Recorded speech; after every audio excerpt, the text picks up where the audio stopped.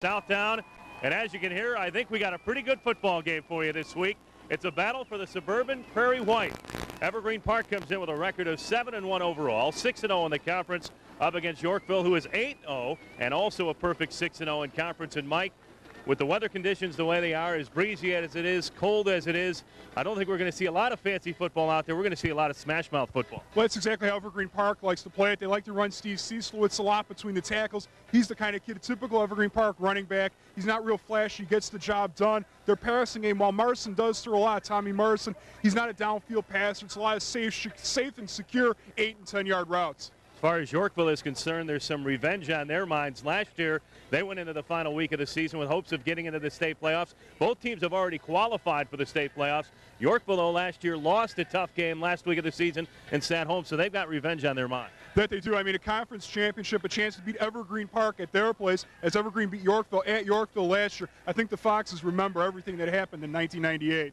When you look at this day, it's a senior day here at Evergreen Park, so there are going to be a lot of emotions. They were out with their parents out on the field prior to the game. But one way you get over the emotions is defense, defense, defense, and both these teams play very, very good defense. The Mustangs have Luke Schillo and Ryan Doherty and Jason Vasios, just some of their key guys. And it's a typical Brett Nelson team. They play very good defense, good against the run, tough against the pass. It's one of the reasons why, Dave, Evergreen's only lost once this year.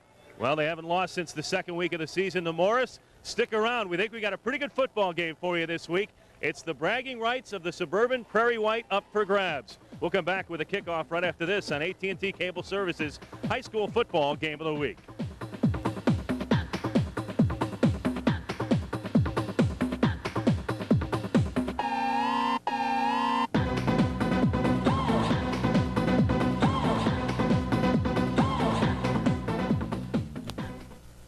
Do you want more from TCI? I do too. That means when you tell us what you want, we listen. Then we get to work. So, do you want more from our cable company? You got it. I'm Colleen Abdullah. The merger with AT&T has changed our name, but we're still here. Same place, same phone number. Call us anytime.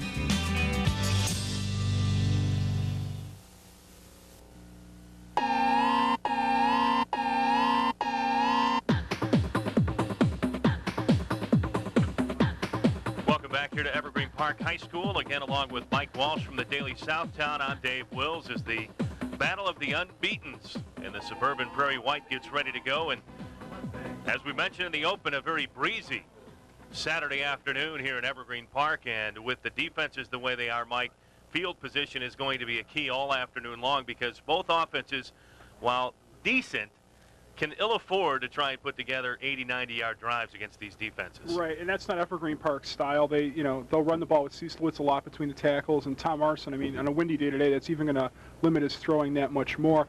But he doesn't throw down the field that much. It's, 8, 10, 12, real secure passes, kind of like extended runs. Evergreen Park will be wearing the dark uniforms. You get a look at Yorkville, the Foxes, 8-0, 6-0 in conference in the white uniforms with the red helmets. And both teams on their way to the playoffs, and there are a lot of folks here from possible opponents in the first round of the 3A playoffs here at Evergreen Park, scouting out both teams, as indeed these two teams will be among the top seeds probably in 3A when the playoffs and the pairings are announced. Is it tomorrow? Yeah, no, actually the pairings come out tonight. Later as we tonight. tape, right. So we await the start of today's football game, and again, with the wind blowing the way it is out of the north, when the teams are moving from left to right, they will have the winds at their back, but when they go right to left, it'll be awful tough to try and get anything mounted as far as an aerial attack is concerned. Evergreen Park will indeed be kicking off with the wind at their back.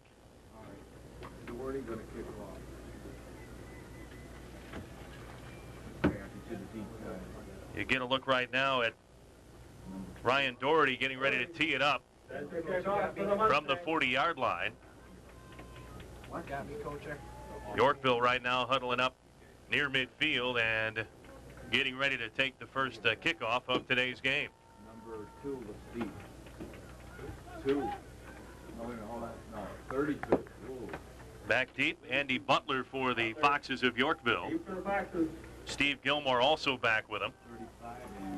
as Doherty gets ready to go. Has the hand up in the air, waits for the official. Today's referee, Chuck Graver, out of Naperville, Illinois. Can you hear me, Coach? Come on. Speaking good, buddy. And the kick is underway, end over end, and it'll be taken at about the 10-yard line by number 32, and Andy Butler. Bears to the right side, gets across the 30, 35, and about the 36-yard line when he's finally tackled on the play. Tackle on 45, catch key. So tackled on the play by number 45, Eric Katchke, and good field position for Yorkville to start the ball game. All right, here, want to get ready for the backfield. Number 9 looks like the quarterback. Yeah, 9. 9's the quarterback. Tim Zaspel gets ready to take the snap under center. Lone setback, and he fakes the handoff, play action, drifts out to his left, lofts one up in the air, and the wind grabbed hold of it, and it floated incomplete. The hand's incomplete. Number 2. So Chris Williams was one of the intended receivers out there, Mike, but again, we saw right away how the wind's going to wreak havoc on any balls thrown in the air heading toward the north side of the field. I think one of the interesting things to watch for too today, Dave, is both of these quarterbacks are left-handed. I mean, it's rare to see one lefty in a game, much less two. Now the handoff. Dan Niles has it over the right side, barrels over a couple of tacklers, and now goes out of bounds. They're about the 40-yard line. Still short of the first down, and it'll be second down and just about a couple of yards to go. Third down, rather, and just a couple of yards to go. Injury timeout. And there is a man down in the field as a Yorkville player getting some attention on the far sideline. And that's one thing right now, too, again, Mike, where this is for bragging rights of the conference, but you are indeed looking at the big prize. You'd hate to see somebody go down in the final week of the regular season when you do have games start to pile up on you. Right. I mean, especially now. And one of the good things, though, is the IHSA in the past couple of years has gotten rid of the Wednesday game, right? And that was one of the things coaches always talked about was, having to go Wednesday, Saturday, Saturday. I mean, you're playing 3 games, 3 playoff games within a span of less than 2 weeks. I mean, it takes a toll on the players physically as well as mentally. Tim Van Cleve was the injured Fox. He goes off the field under his own power. It's third down and 2 from the 44, and here's a bootleg off to the left side. Tries to get out of bounds, does, and gets the first down in doing so, right about midfield. And I don't know if there was a flag on the play as well. Saw something thrown out of bounds. Maybe it's just a marker to see where he went out of bounds. So it's just a marker thrown by the official to see where he went out of bounds. So no penalty on the play. And it's first and 10 for the Foxes. As we see Zaspel keeping it on a bootleg left, getting out of bounds, picking up 9 and a first down. Zaspel, 6'1", 177-pound senior. Here's the handoff again and barreling up the middle. Just a couple of yards there, and again, it'll be second down, 8 yards to go as they get across midfield. Just underway, 11 minutes and 10 seconds to go in the first quarter. No score. Yorkville took the opening kickoff and has been able to garner 1 first down. Zaspel hands it off. Inside handoff to Joe Poshwhite, and he is tackled right at the line of scrimmage. May have lost a yard. Run down by Rowling. Everybody in a black uniform in on that one. Poshwhite, one of their bigger and better players, at 6'2", 231 pounds, and he's a biggin. So third and long, and this is one of those things, Mike, where I think the coaches definitely want to stay out of this as much as possible this afternoon with these two defenses. Especially day 2 with Yorkville going north into the wind. As we saw that in the first play, kind of playing havoc with the ball. High formation, handoff the second man through. And that's Dan Niles, breaks 1 tackle, gets across to about the 40-yard line. He's going to be a couple of yards short of the first down. And the first big decision of today's game with 10 minutes to play in the first half. And I think, as we talked about field position, you're going to see a punt here, as Niles did a nice job breaking the initial play, but was tackled by Sizemore and short of first down. Poshwhite back to punt, standing at about the 45-yard line. Now has it, punts it up into the air, into the wind, and this one's going to hit down at the 25, takes a Mustang bounce, and Lands right at about the 25-yard line. So Evergreen Park will have their first set of offensive downs taken over at their own 25.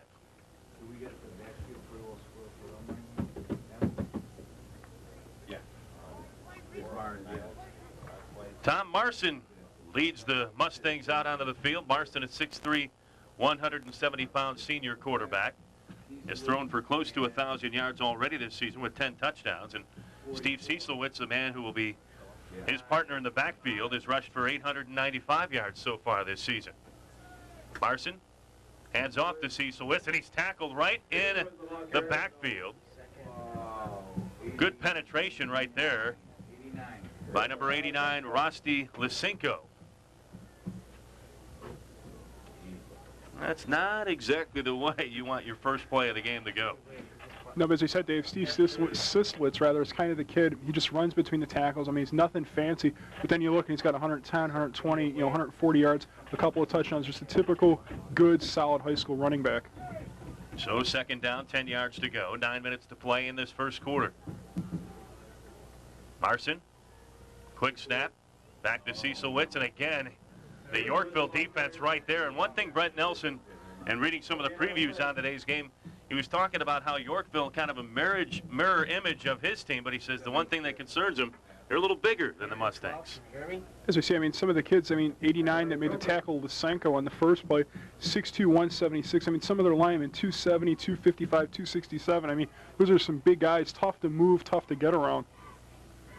So Marson again now with 3rd and 11 to go from about the 24-yard line. 3 wide receivers, 2 to the left, 1 to the right, 2 in the backfield now. Marson fakes the handoff, rolls out, gets it off, and it is complete to Schillo. Schillo breaks a couple of tackles. He's across midfield to about the 47-yard line. Nice little screen, allowed it to develop, and Schillo breaking a couple of tackles, gets the first down and more.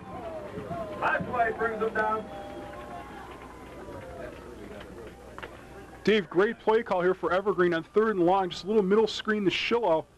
And Marson did well to get rid of the ball. One of the linemen was right on him. Tommy Marson showing a lot of guts, getting rid of the pass. Perfectly executed screen by the Mustangs. 29-yard pickup. Good call by Brett Nelson, as you said. Very aggressive defense by Yorkville the first 2 plays. Sucked in the defense and was able to set up that screen nicely. So 1st and 10 from the 48. Here's a pass down the near sideline, and it's going to go out of bounds. Wilski was the intended receiver, and there was some pushing, but I don't think Wilski would have had an opportunity to catch the ball. Good coverage right there by the Foxes. I think that was Matt Skinner. Evergreen Park again wearing the dark uniforms. The Yorkville Foxes in the road whites. 2nd down, 10 yards to go. And now we got a whistle and equipment timeout. One of the Skinner, I think, had to retie his shoe. Marson sets up, looks over the defense. Long snap count. Now finally gets it. Here's the handoff to Cieslewitz up over the middle, hops over a couple of defenders, and he gets across the 40 down to about the 39-yard line. Good gain right there. That'll set up 3rd and short, about 2 yards to go. Here it is, Dave Cieslewitz just right up the gut, following his center through the hole, leaping the defender. And as I said, Steve Cieslewitz, nothing pretty, but very effective. Good block, I think, right there by Ted Sutarik. And a lot of these games, and even in the NFL games, the offensive linemen don't get mentioned unless they're a holding call, and that was a good block right there by the offensive lineman. 3rd and 2, and here's Cieslewitz again. Big hole right side. He's to the 20, 15, 10, and out of bounds at about the 8-yard line. Good blocking downfield by Rick Boss, among others, and Cieslewitz with another big run. And we've got an injured Foxes player down on the field as Steve Gilmore is banged up. But here's Cieslewitz. Big hole, and he took advantage of it. And a nice block 2 downfield by 89 Rick Boss, allowing Cieslewitz to pick up another 6 or 8 yards. I mean, Evergreen Park's offensive line, I mean, Cieslewitz is getting all the glory, but again, Dave, just to support what you said, their offensive line just really moving the big guys for Yorkville off the ball. Let Cieslewitz get through. Once he breaks contained at the line of scrimmage, big gainer. So we got first and goal to goal at about the 8-yard line, and they're waiting for Gilmore to come off the field. It's a very impressive opening drive by the Mustangs of Evergreen Park after their first 2 plays on this drive. Went for a grand total of about half a yard.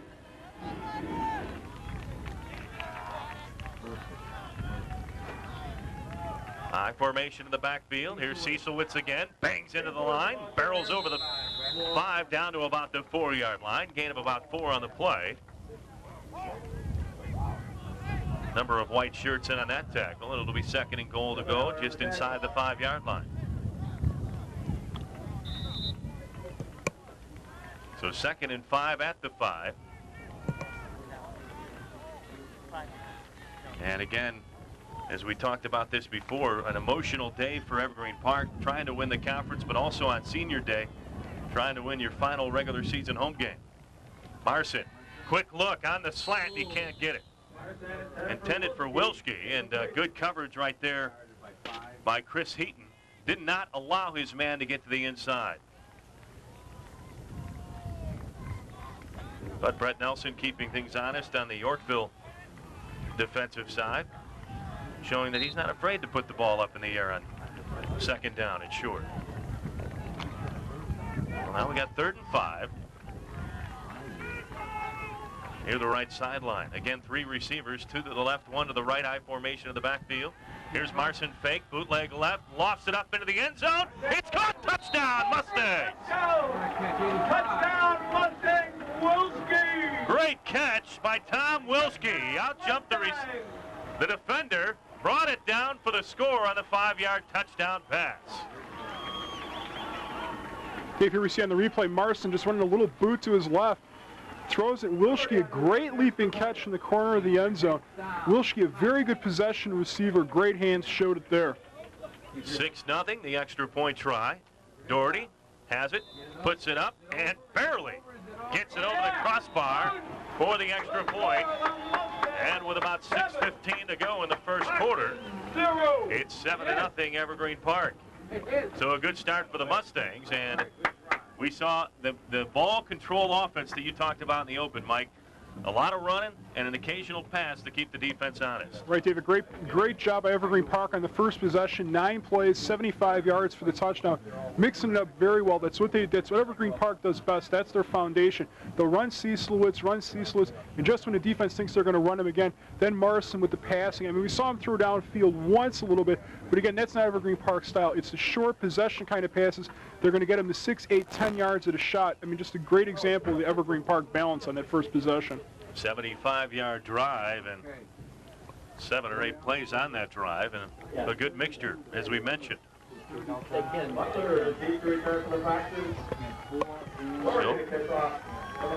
here we go again as Doherty will tee it up at the 40, and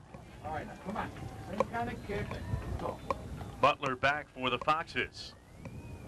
End over end kick, good kick. This one will go down to about the 5. Kicked around, now finally picked up at the 10, 15. Tries to get to the 20 and out of bounds right at the 20-yard line. He goes, maybe the 23, and now a late flag comes in. And that was a late flag. We'll see what that's all about. Again, our referee today, Chuck Graver out of Naperville.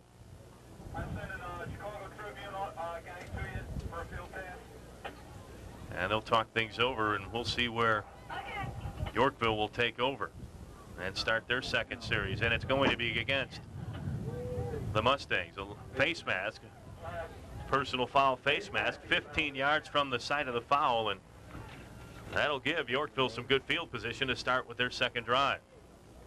Okay, backfield. 35. Dan Niles in the backfield for Yorkville. And now let's see here. We've got another whistle, and Official time. Official timeout. Brett Nelson, I think, saying something. Well,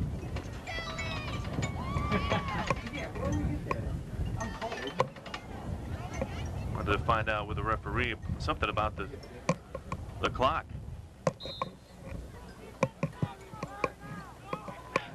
Well, now we're ready to go.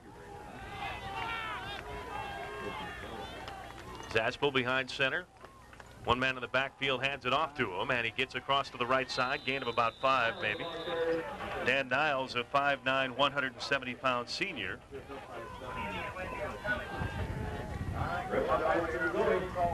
Gets about 4 or 5 yards, and it'll be second down and call it a long 5 or a short 6.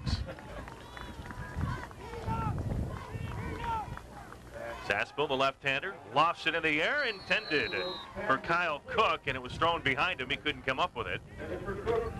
And now it'll be third and about 6 yards to go for Yorkville. And again, playing right in the hands of the Evergreen Park defense with these 3rd and longs. Dave, not exactly the most desired position you'd like to be in. 3rd and 6, a gusting wind in your face. Your quarterback's a little bit off so far, thrown into the wind, and Evergreen Park sitting for the run.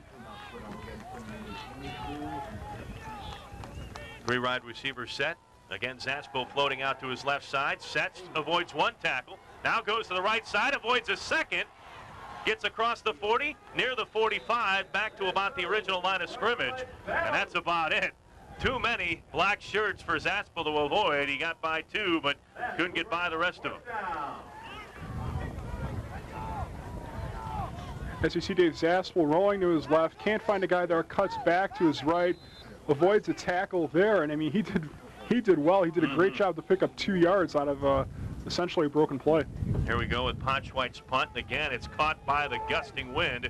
Black shirts get out of the way, and they finally do, and it is down at about the 42, 43 yard line, and again good field position for Evergreen Park. But something like that, Brad Nelson's heart got up in his throat when he started seeing that ball take some funny bounces, and there's black shirts not even paying attention to where the ball is. One of the things that I didn't pick up on one of our field mics is I thought I'd hear somebody yell poison. That's what they usually yell when a punt hangs up like that. I mean, you don't want your guys, it could clip a guy in the back or the butt. You don't want that to happen. And I didn't hear anybody yell poison. I was kind of surprised. Larson leading the Mustangs back to the line of scrimmage with their 2nd offensive set. Cecilwitz has it over the middle, breaks 2 tackles, gets across midfield into Yorkville territory, and another hard run by Steve Cecilwitz. And it'll be second down and very short for the Mustangs. Dave, here we see Cecilwitz again, Evergreen Park's favorite running play right between the tackles. 6 carries so far for Cecilwitz, 51 yards. Second down, 2, 4.5 minutes to go, and it would behoove the Mustangs to try and get in the end zone and maybe even kick off before they have to switch sides here. Turn around. Here's a little pass to the back. You better jump on it. Very close to being a lateral with the pass behind the line of scrimmage. They're going to call it an incomplete pass, are they? Yes, they are. Got to be very careful, especially with the wind the way it is. You throw one of those quick sideline passes, that wind can pull it back behind the line of scrimmage, and then it becomes a lateral. So we got 3rd and 2 for the Mustangs. Just over 4 minutes to play in this first quarter, and the Mustangs into Yorkville territory once again. They lead 7-0.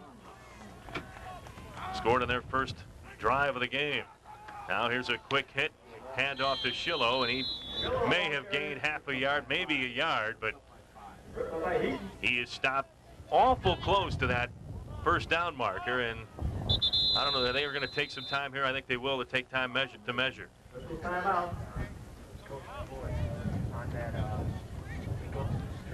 Well, Mike, your first call of the day. Did he make it or no? No, I'll say short. I think you're right. I think he's going to be a little short. Get a shot here, and they are going to be about maybe half a yard short. Boys down for the Mustangs. What do you do here? I take a shot I at do it. too. And I think And as usual, I'm wrong. easier said than done up here, huh? Right. As usual, I'm wrong. But, I mean, I would have taken a shot at it. I mean, you've run well with Cecilwitz all day. Your offensive line has played well. And most importantly, like you mentioned, Dave, you've got the win. You've got a little over 4 minutes to go in the quarter. Why not take a shot? I mean, you've got the momentum. Well, we do have a punt. Fumbles the snap. Does get it off. A little wobbler that'll drop at about the 25. Take a Mustang bounce inside the 10 and finally down at about the 7.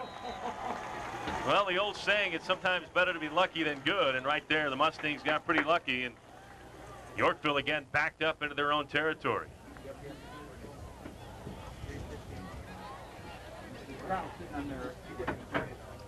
So Yorkville with their third try of the afternoon. And I think one thing they'd like to do here is establish some sort of offense, take some time off the clock as well, and get the wind of their back. And I think even if Yorkville doesn't score on this possession, Dave, they'd really like to get out of the shadow of their own goalpost. I mean, Evergreen Park's defense has played well, especially in the last possession. And first and 10 on your own 7 is not the most desirable place in the world to be. Here's the handoff. Inside handoff to Tim Hansen, and he gets across the 10 to a 15, down at about the 16-yard line. So it's a gain of about 8 or 9 yards, and it'll be second down and about a yard to go. Sun trying to peek out on this blustery October afternoon. What happened to the 70 degrees we had about a week ago? I had to get home. Here's the handoff, and again, trying to get inside. Good job by the Mustang defense to clog up that hole quickly, and it's going to be awful close to a first down. Doherty with the tackle, among others, with that black Mustang uniform, and they are going to give Yorkville the first down. So first and 10 from the 17, and we've got an injured Yorkville player. Tim Hansen limps off the field. Looked like he was favoring his left leg. And in motion for Yorkville. Now here's the option. Does flip it out. And it was snuffed out right away by the Mustangs. Good job. They picked that one up right away. And now we got a flag on the play, a very late flag. And it might be a late hit by the Mustangs. Brett Nelson was not too happy when that flag went up in the air.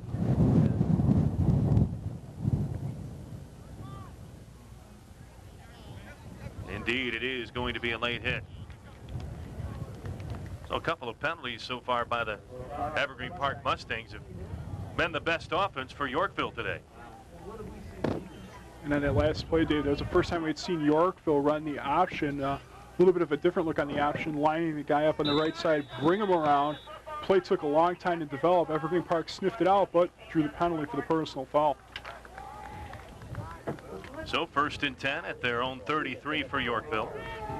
Zaspel gets ready to go, hands off. And it's going to be a gain of about 2 yards on the play by Dan Niles. Again, the 5'9", 175-pound tailback, a senior for the Foxes this year. So just a gain of 2. Nearing 2 minutes to go here in this first quarter. Evergreen Park with a 7-0 lead. Now Zaspel tried to bootleg to the right side, and again picked up right away by the Mustang defense. And among the first people right there, Joe Stazzoni and a number of other black-shirted Mustang is. It'll be third down and 8 yards to go with 1:45 to go. And question to you here, first half, you got 1.5 minutes to go. You call a timeout to get a couple of plays with the wind at your back. I would. I mean, you've got the 3 timeouts. Why not burn one? Zaspel back to pass, rolling out to the left. He's looking downfield, lost it up. It's complete. Caught on the play by number 2, Chris Williams. A little pick play run by the Yorkville Foxes, who was able to get Williams open, and he gets that first down near midfield. And Dave, I'm not quite so sure that Williams was the intended receiver on the play. I mean, the 2 guys there in the same spot. High formation behind Zaspel, and again he hands off to the first man through, Joe Potchwhite, and he barrels into the line, gains maybe a yard, but that's about it. If that, it'll be second down and still about 10 yards to go. Well, it's one of the oldest cliches in the book as far as football is concerned. But the games are won in the trenches, and right now, Evergreen Park has, I think, won both sides of the line, both offensively and defensively. The only thing that's hurt Evergreen Park was that last play, the last pass play, and 2 penalties. Right at midfield, second down, 10 yards to go. Slot to the right. Now Zaspel again. Quick hit to the right side. Big hit. Pass intended for Kyle Cook. And a huge hit on the play by number 25, Keith Rice. And he just sent Cook end over end.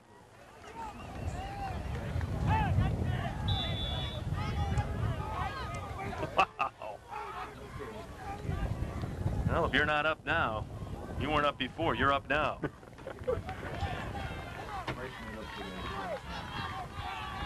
So again, 3rd and long, 3rd and 10, 42 seconds to play. Here in the first quarter. Potchwhite in motion, can't find a spot to go. Finally does work to the slot in the right side, and now we got a flag on the play, and I think, what do we got here?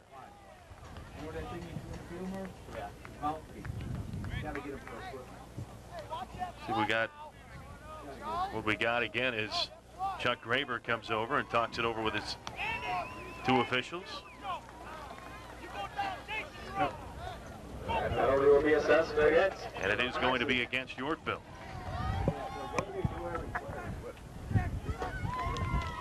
So an equipment penalty. Now we go from 3rd and 10 to 3rd and 15. Clock running with 35 seconds to go.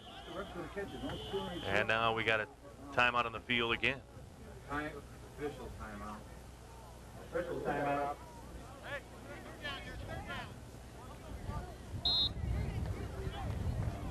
Okay, ready for the pass, guys. So it'll be 3rd and very long at the 44. Here's the tailback option pass, floater up in the air, incomplete. It was intended, I think, for Chris Williams, and the pass kind of floated in. A very risky call on a day like today when your quarterback has trouble throwing into the stiff wind. You count on the tailback to do so, and you're playing with fire right there. Right, David, they kind of telegraphed that too. Play really developed kind of slowly. You can see we took the pitch, he took a couple of steps. Number 35, Niles, looked kind of tentative before he released the ball. Potchwhite to punt. Low liner that'll be caught up in the wind, and again hit it about the 35 and roll dead near the 30, and that's where Evergreen Park will take over with 19 seconds to go in the first quarter, and them holding on to a 7-0 lead. Again, just to reiterate what we talked about in the game open, Evergreen Park came into today's game with a record of 7-1, 6-0 in the Suburban Prairie White. Only loss was to Morris back in week number 2. And Coach Darlington still there? Yes, he is. In fact, he was suspended for, he didn't coach in last night's game. He was suspended for that game for getting kicked out of the game previously against Glenbart South. Yorkville Foxes 8-0, 6-0 overall as well. Or 6-0 in conference. Here's Cecilwitz again. Gets across the 30 to about the 35. A gain of about 5 yards on the play, and it'll be 2nd down and 5. And I think that's going to be the last play of this first quarter as the clock winding down to about 5 seconds and counting. So a very methodical first quarter of play for both sides. At the end of 1 quarter of play here in Evergreen Park, Illinois, it's the Mustangs of Evergreen Park 7, the Foxes of Yorkville nothing. We've got the second quarter coming up after this. This is the AT&T Cable Services High School Football Game of the Week.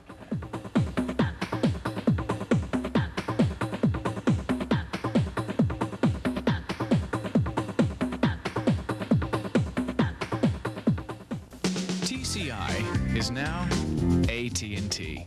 And while we're changing the name on our trucks and signs, we're not changing everything. We'll keep bringing you the cable programs you love. And we'll keep working hard to serve you better. And the best part is, we're planning for a future full of exciting possibilities. All designed for you.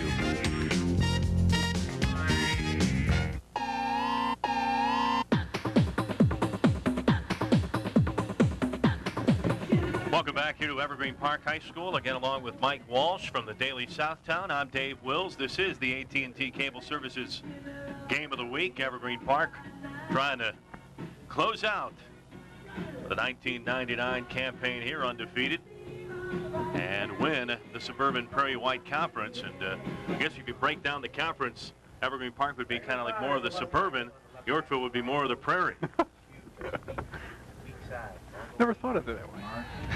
Marson flings it out to the right side. Wilski, the receiver, catches and gains it about maybe 4 or 5 more yards after the catch. Finally tackled on the play by Butler, and he gets out to about the 40-yard line, maybe a little less than that, and it's going to be 3rd and short.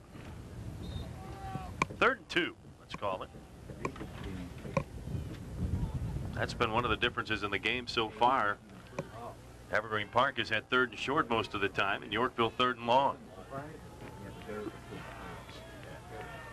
High formation to the backfield. Marson turned the wrong way. Now has to keep it himself. Gets across the 40, maybe to the 41, and he might have made something happen out of a broken play. May have got a first down, and they think he did.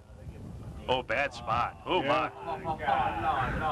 What a tough spot right there for the Mustangs. Wow. And here is the replay, and let's see if Marson's knee went down. Hard to tell. Yeah, it's hard to tell from the field level shot, but yeah, I agree with you, Dave. I think that spot was a little bit questionable. So now Evergreen Park with their first punt into the wind.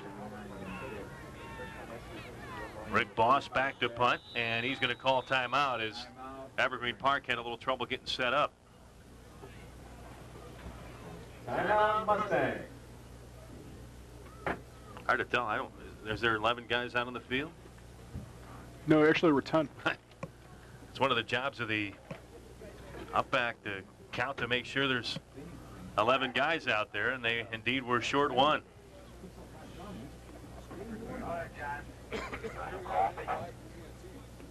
Well, their math teachers would be happy. Dave, just to throw out a couple of stats. Cecilowitz first quarter, 7 carries, 56 yards. Yorkville as a team, 53 yards of total offense. Tom Marson, 37 yards passing for the Mustangs. So as you said, Evergreen Park's defense playing so well, limiting what Yorkville can do, which hasn't been a whole lot. So again, Boss back to punt.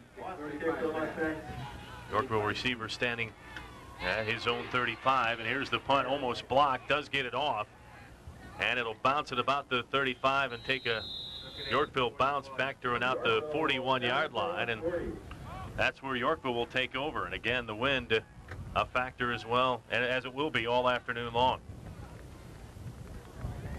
So Yorkville with their first chance with the wind at their back, and let's see how they handle it.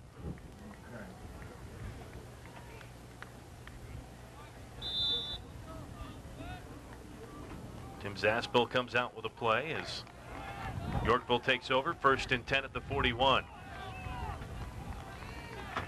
Slot to the right side. Here's a quick hitter to the right side, and it floats, and the wind got hold of that football, and Williams did not make the necessary adjustments as it floated out toward in front of him, and he couldn't catch up to it. That's a great curveball. Very nice. Or slider, but I mean, just you could just see from up here just the havoc that the wind is playing with the passes there. I mean, it started out at about, he threw for maybe the 38, the ball ended up on the 45 and was still moving when it hit the ground. Get a good look at some of the guys in the trenches right there for Evergreen Park who have been getting the job done. Here's another pass attempt by Yorkville. Now, nice, good throw right there, but it's incomplete. Pass maybe a little low, but Matt Gillette couldn't come up with it. Zaspel got a little something on that one, and Gillette just couldn't hold it. Nice throw there by Zaspel, Dave. As we see him rolling to his right, scrambling and throwing to his left, looking a little Cade McNownish there, but that's a hard throw for a lefty to make, rolling to his right and throwing while on the move. A late arriving play for Yorkville right now, and Zaspel now finally breaks the huddle. 3rd down, 10 yards to go. 7-0 Evergreen Park with the lead. Here in the second quarter. Again, play action. Zaspel back. He's got a lot of black uniforms. Lofts it up in the air. Nobody out there. See if they're going to throw the flag, and they finally do on the far sideline. And I think we're going to get Zaspel for probably intentional grounding. I don't think they could pick it up on the bottom of the screen, but you could see Brett Nelson. He kind of made the call there for the officials. You could see Coach moving his arm, moving back. That's grounding. There he is. Man of many jobs, the athletic director, the head coach, and quasi-referee today. Sometimes these guys need some help. Now a long conversation right now by the men in stripes. Look like they're going to walk something off against Yorkville. It is intentional grounding against Yorkville. Our referee, as I mentioned, Chuck Graber. Our umpire today, Steve Strock. Jeff Curran is one of the linesmen. Line judge, Tim Kinney. And Gene Jackson is our back judge. Those are the officials for this afternoon's football game. So penalty declined. Instead of setting up a 3rd and very long, they're going to take 4th and 10 and force Yorkville to punt. Now the punt.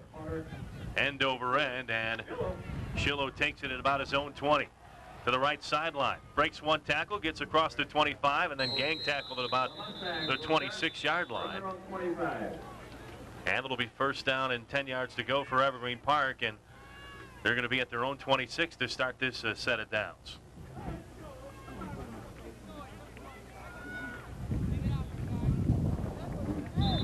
So Evergreen working into the wind.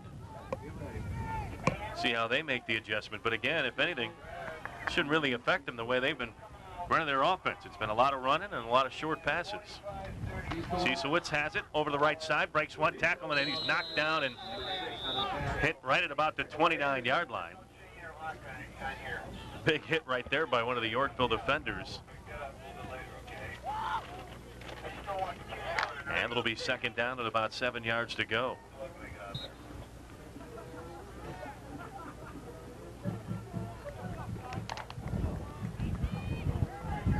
9:35 to play here in the 2nd quarter. Marson gets under center. Wide receivers to the left and right. And again, a quick hitter. And nowhere to go is Schillo is the ball carrier on the as the first man through, and there was a whole lot of white shirts to greet him.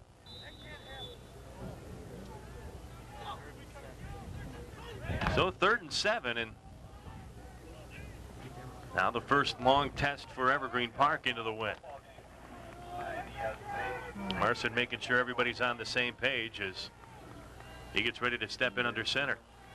Wide receivers both to the right, one to the left, and now look out. Just as Marson was going to pass, a big hit on the play by Rosti Lysenko. And he came in practically untouched, and Marson lucky to hold on to the football.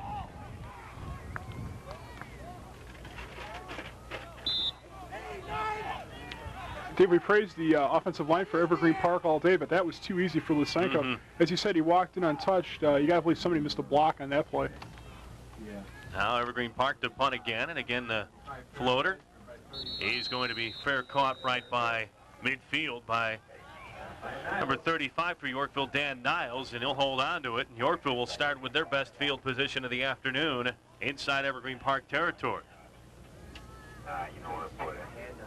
You see the score, 7-0. Evergreen Park scoring on their first set of downs this afternoon. Their first series, I should say. And Yorkville has had a whole lot of trouble getting any kind of offense going against a very stingy Mustang defense. Zaspel, full house backfield, rolls out to the left, keeps it himself, and he's going to be brought down. Good tackle on the play by number 50, Andy Thanos, a 5'10", 190-pound senior, as he was able to get the uniform of Zaspel and pull him down before he had any kind of steam heading down the far sideline. Dave, though I've not seen Yorkville, this is the first time I've seen him this year. When they run the option, something just tells me that the option's not their bread and butter. It's kind of a 4th or 5th choice, maybe. Twice they've run it, twice it's looked slow and been ineffective. 2nd down, 10 yards to go. Zaspel again, back to pass, looking over the middle, caught by Potschweit. He's at the 15, the 10, the 5, touchdown. Potschweit, a quick hit over the middle. He split the defense of Evergreen Park, and it's 7-6. Mustangs with the lead with the extra point pending. We talked about the great catch by Wilski, and Potschweit did a nice job of bringing this one in. It was a little high, and he got those big shoulders up and those big paws and brought it back in.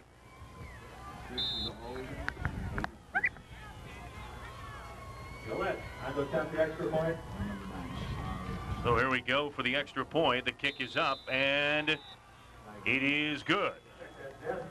So with 7.5 minutes to go here in the first half, it's been the type of game as advertised. 7-7. Evergreen Park and Yorkville are tied up, and a couple of big plays here and there, but for the most part, the defenses have been getting the job done. But some good calls right there. Both coaches shaking things up a little bit. On the touchdown pass, that was the first time we had seen Yorkville run that type of just a quick pop pass. Potchwaite, the fullback, made a nice play to catch the ball over the middle.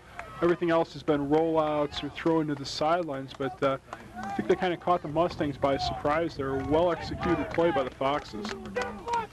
Bob Williams, the head coach of the Yorkville Foxes. Evergreen Park now trying to get something going offensively. Their offense has stalled a little bit since that first series. So Zaspel gets ready to tee it up.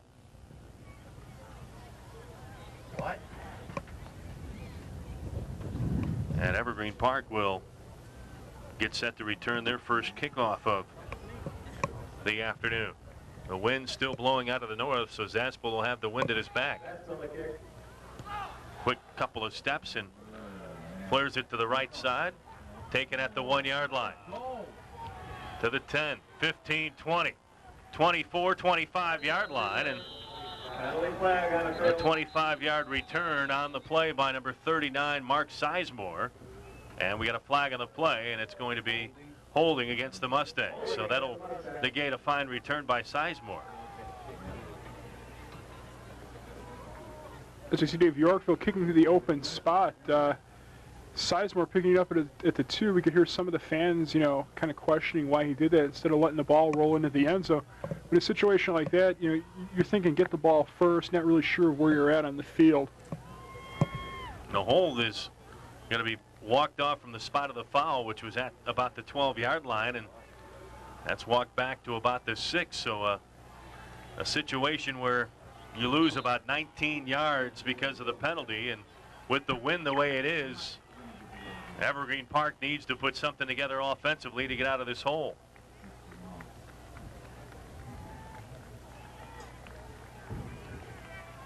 Tom Marson brings the troops back to the line of scrimmage. Comes in, hands it off to Cecilwitz, and he is upended right at the 5-yard line. Minimal gain, if any.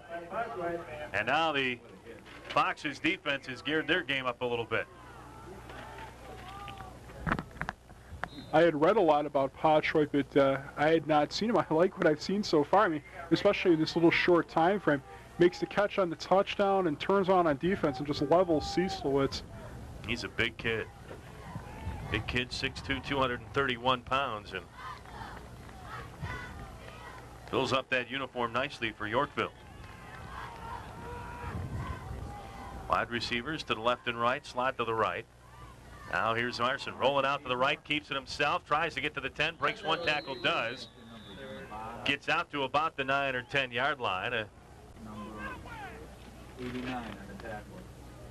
gain of about 3 yards or so, and it'll be third and about 6 or 7, maybe 7 yards to go for the Mustangs. So again, a long third down situation for Evergreen Park, and they need to convert here for a number of reasons. One, get a little momentum back on their side, but for two, the hole that they're in, if they have to punt from this distance, Yorkville will take over with very good field position.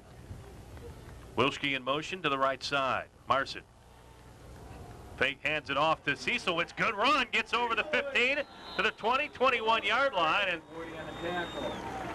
a good run by Steve Cecilwitz gets that first down, a much-needed first down for Evergreen Park. Cecilwitz, again, right between the center and right guard hole, an 11-yard gain, a huge first down. Now should the Mustangs have to punt, Dave, at least they won't be kicking the ball into the wind from the back of their own end zone. So a big first down for Evergreen Park, and now let's see some confusion on the part of the Mustangs again, and they'll have to burn another timeout. So Steve Cecilwitz coming up with a a big play right there, and now Brett Nelson wants to make sure. Here, we got 5:40 to go in the first half. Let's take care of the football. Let's run some clock. And wait, we'll play game number. We'll start the second half either tied and have an opportunity with the football as well. Right, Evergreen Park will receive the kick to start the second half. Well, this is all about ball control, holding on to the football, keeping your mistakes to a minimum in a game like today, and field position. Sounds simple, especially from way up here, but those are the keys to the success of a team when you're playing teams with very, very stingy defenses like we see here. And usually, when it comes down to championships, it's the team that makes the least amount of mistakes that'll come out victorious. And Evergreen Park has shot themselves in the foot a couple of times with some penalties. Again, Wilski in motion, moves to the right side. Marson back to pass. He looks, floats it out over the middle, caught complete to Wilski, I believe, and he is tackled on the play at about the 38-yard line. There is a flag on the play, and let's see who this is going to be against.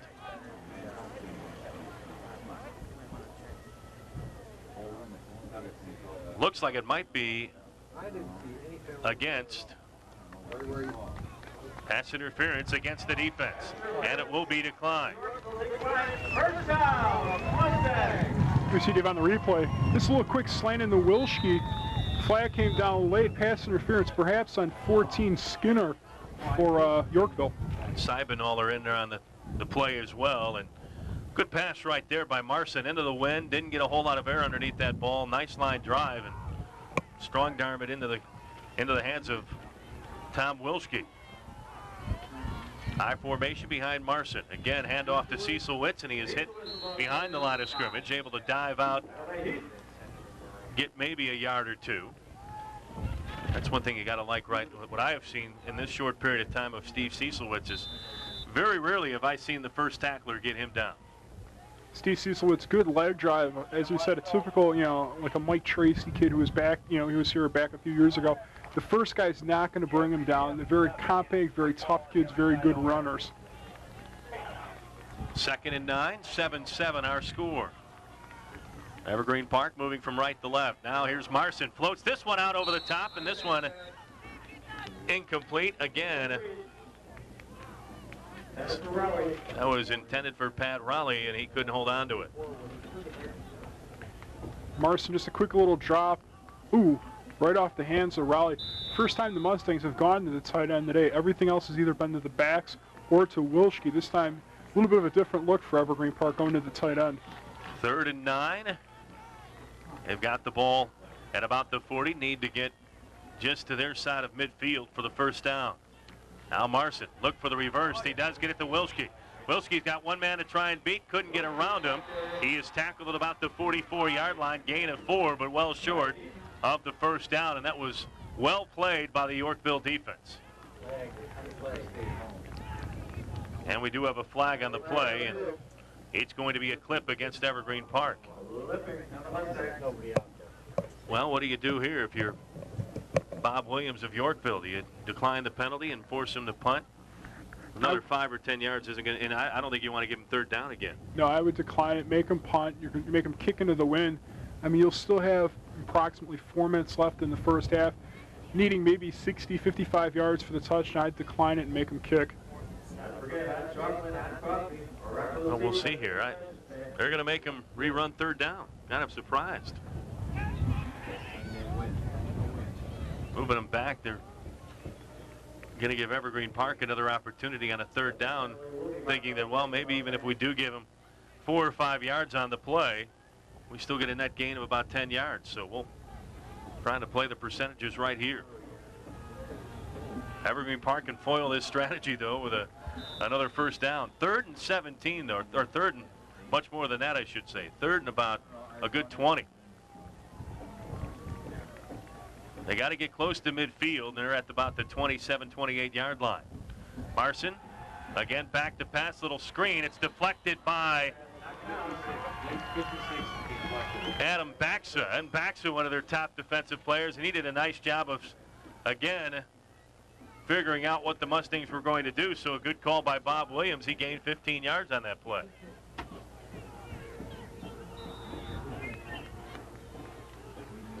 So, Voss back to kick, and he gets the snap. Gets it up, a low line drive that's going to hit right at about midfield and float to about the 47, 48 yard line. And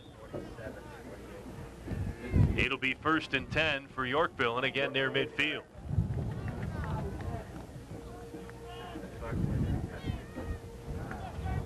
Wow, they're going to give him even a better spot. It must have been touched by an Evergreen Park defender, and it's going to move it all the way back to about in the Evergreen Park territory to about the 46. So How could they do that?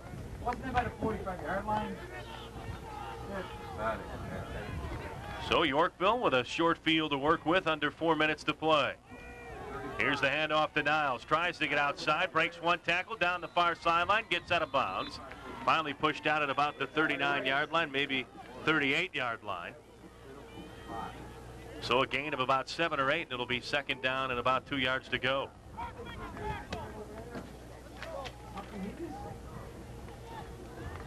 Yorkville moving quickly, and clock at 3:48 and counting. Here's the handoff to Ponchwhite, I believe, and he just barrels over the middle of the line and gets to right around the 1st down marker, and I think Yorkville indeed has their 1st down.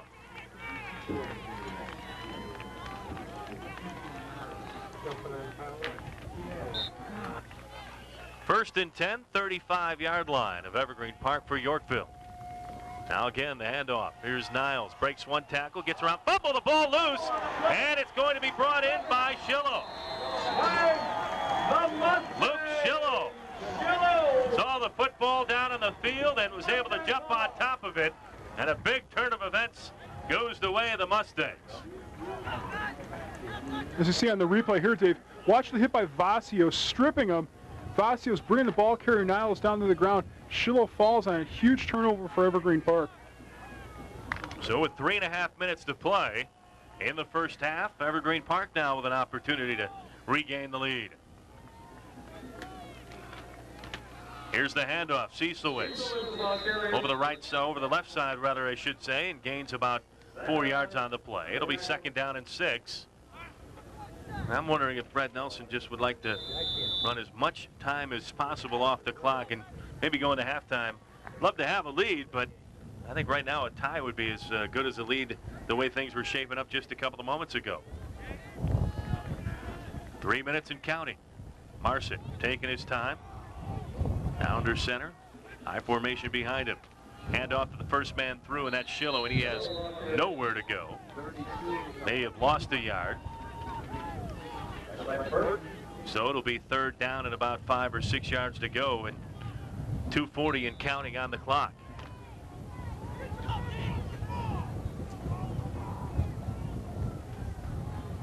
So 2.5 minutes and counting, and Yorkville, Evergreen Park, rightly so, taking their time getting the plays off, and Yorkville letting them run an awful lot of time off of that clock here. I would imagine if they stop them here, they'll call a quick timeout. Here's Marson quick out to the right side. Wilski has it, breaks one tackle, breaks another. Now finally brought down by 4 or 5 defenders. Got to about a yard or two short of the 1st down. Timeout called by Yorkville. And we will take a timeout ourselves. 2 minutes, 10 seconds to go in the first half. Yorkville and Evergreen Park tied at 7. This is the AT&T Cable Services High School Football Game of the Week.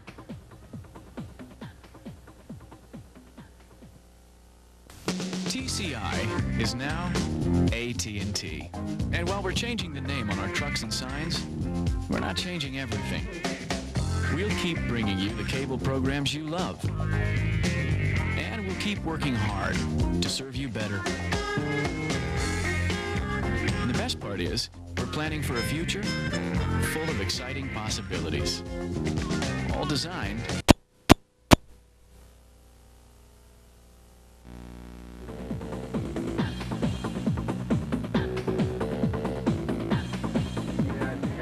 Nothing has been decided to this point. 2:10 to go here in the first half. 7-7 our score between Yorkville and Evergreen Park. Again, along with Mike Walsh, I'm Dave Wills. Welcome into the AT&T Cable Services High School Football Game of the Week.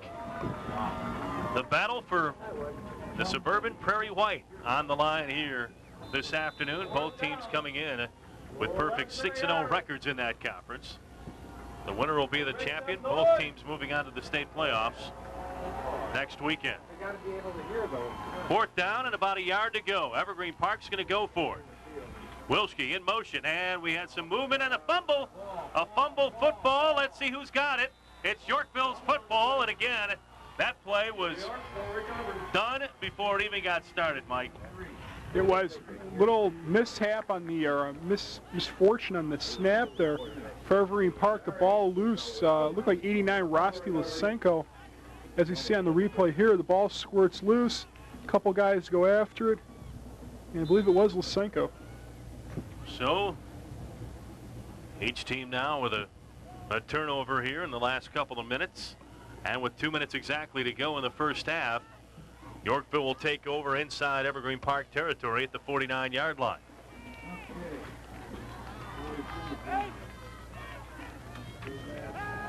Now here's Zospel again, lofts it over the middle, intercepted! Dan Stackler intercepts it, runs it to the near sideline, gets across midfield, across the 45, and finally dragged out of bounds, and Yorkville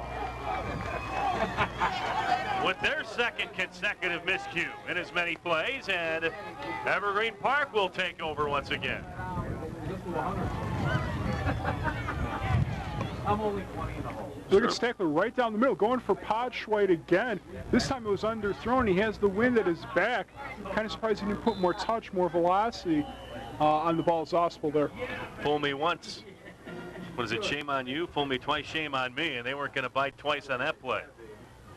Zospel just kind of focused in on Podschweit the whole time as well. And the Evergreen Park defense was able to sense that right away. Here's the flare to Shallow, and he is going absolutely nowhere. Good pursuit by the defense of Yorkville. Butler among the number of white shirts on the play. And with 94 seconds to go in the first half, it'll be second down and 10.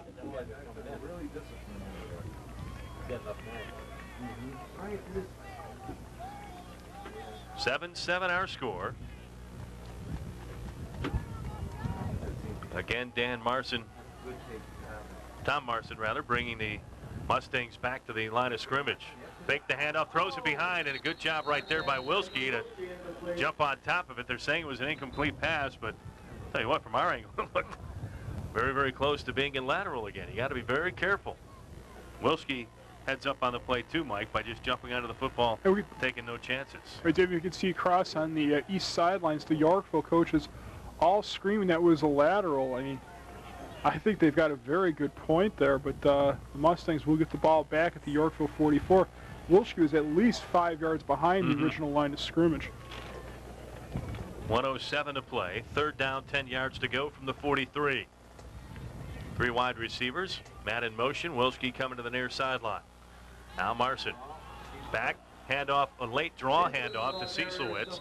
He does get to the 40, a gain of about maybe 3 or 4 yards, but it's going to be well short of the first down, and the clock running at a minute and counting.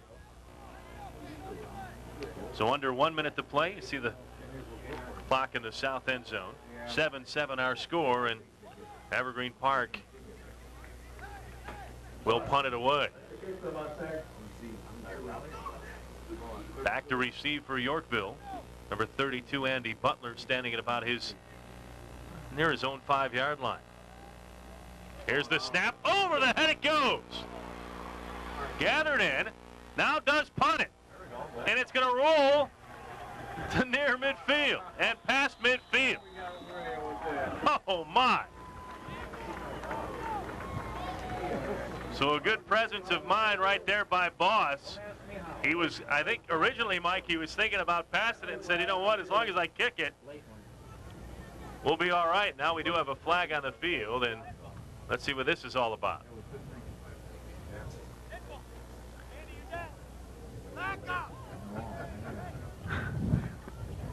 Again, Chuck Graber talking things over, and now against Yorkville. Finally talk it over.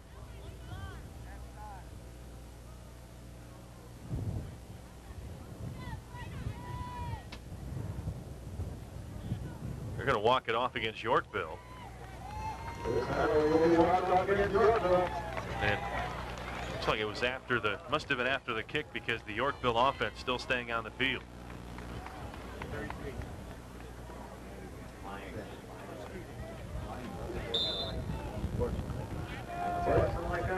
On unsportsmanlike conduct call against Yorkville, and they'll take over 1st and 10 at the 33 with just 25 seconds to go. 3 wide receivers. Make that 4 men in the route. Here's a loft up the left sideline, and it's out of bounds, incomplete. He was intended for number 8, Matt Gillette, but he had no chance to gather that one in. It'll be 2nd down and 10. And I don't know, do you take one more chance, or you just take a play here and go into the locker rooms tied at 7? I think just saying some of the weird stuff that's just gone on. I mean, with the punt and the penalties and stuff like that. I might just run a simple blast, run Podge right on a blast up into the line. If he breaks it, fine. If not, let the half end and, go in 7-7. There's a lot worse he could do. Zashville again, slant over the left side. It is caught by Gillette. Gain of about 10 or 11 yards. It'll be right near the 1st down marker. They're going to take the chains out, I do believe, to see if he got it. Yorkville. Timeout. Yorkville. They are saying he got the 1st down, so a timeout by on the field. 14 seconds to go in the 1st half, and Yorkville still clinging to a hope that they might be able to get something on the board before the clock runs out in this 1st half of play.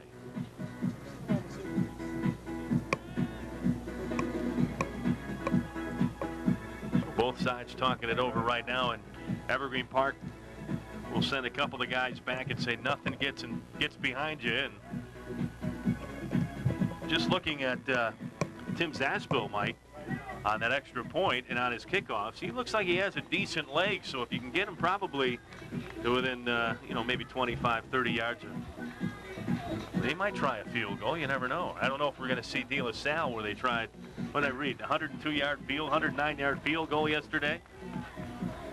But we might see one from Zashville here before it's all said and done.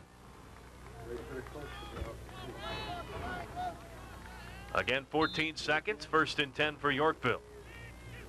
At the 39, here's Zashville again, back to pass. Here's a hook and ladder, it's complete. Handed off, caught by Gillette, flipped to Niles, and Niles gets across midfield down to about the 38-yard line, and they've got 1st and 10 at about the 38. Here's the replay, and a good play right there. And right, we also, good tackle right there by Jason Vasios.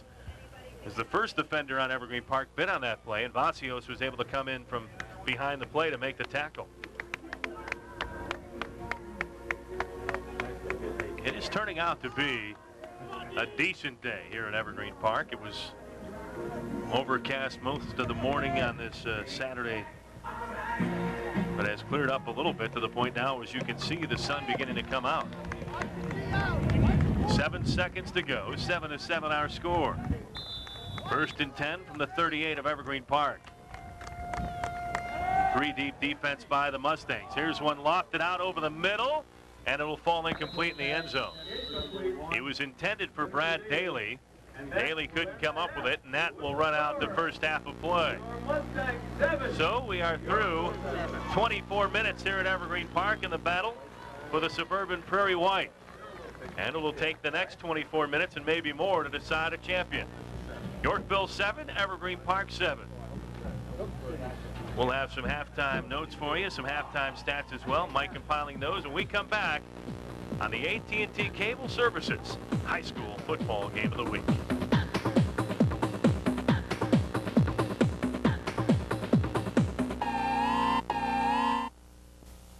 Is TCI your cable company? Well, it's mine too. And I know we both want to make it a better one. That means when you tell us what you want, we listen, and then we go to work. So, you want more from our cable company? You got it. I'm Leo Hendry. TCI's merger with AT&T means change. It will be a factor when the team is moving from right to left, and that's where Evergreen Park will indeed be having the football as soon as we get this second half back underway.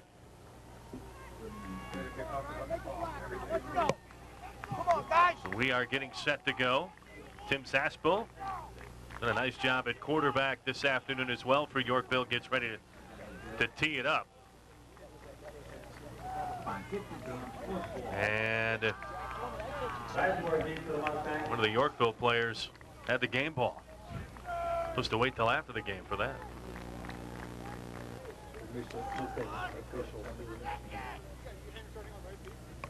And now waiting to get this underway here.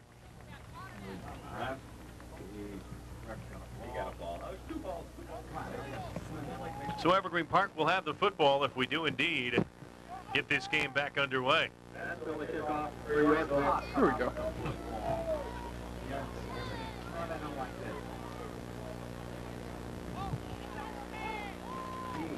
Well, I didn't think that this was like the NFL where you had a special kicking ball. The kickoff brought to you by. Yes, indeed. Where's our red hat? Yes, tell them we're ready to go. The truck's ready. Now, put your hands together. Well, I didn't know Ray Clay makes his way all over that guy's everywhere. All right. Evergreen Park will indeed receive as Zaspal puts his leg into it, and it'll be taken at about the 2-yard line. Across the 15 to the 20, tackled at about the 22, and we got a flag on the play right away, and it'll probably be against Evergreen Park, blocking the backer and illegal use of the hands. Warhol. And indeed, special teams haunting Evergreen Park right now. Sizemore, they're taking it at about the 2, and the flag thrown by the side judge right there, as we see it. Then, as you mentioned, field position so important, so critical in a game like this. And first and 10 for Evergreen outside their own 10. Not the best place in the world to start.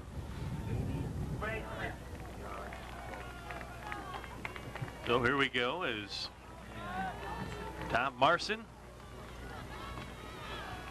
barks out the signals underneath center. Takes it, quick hit to the left side, taken by Wilski, and he gets across to about the 15-yard line. A quick hitter that gains about 4, and it'll be second down and 6 yards to go.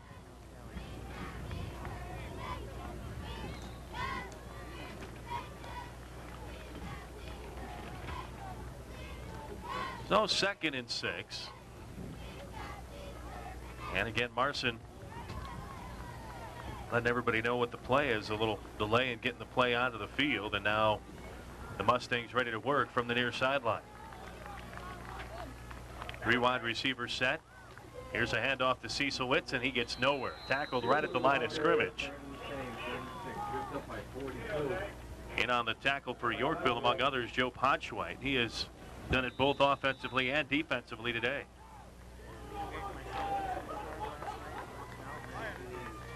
Get a look at Podschweit. He just did on that picture, and he looks like a football player. There is no doubt about it.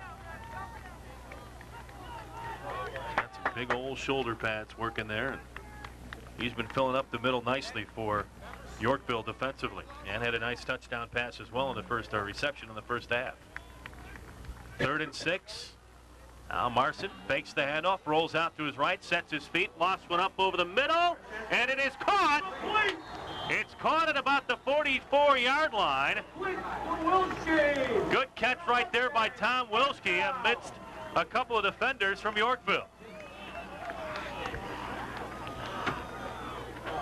Well, Wilski, in that case, Mike, just wanted the football a little more than the Yorkville guys did, because Wilski outfought the defenders for that football.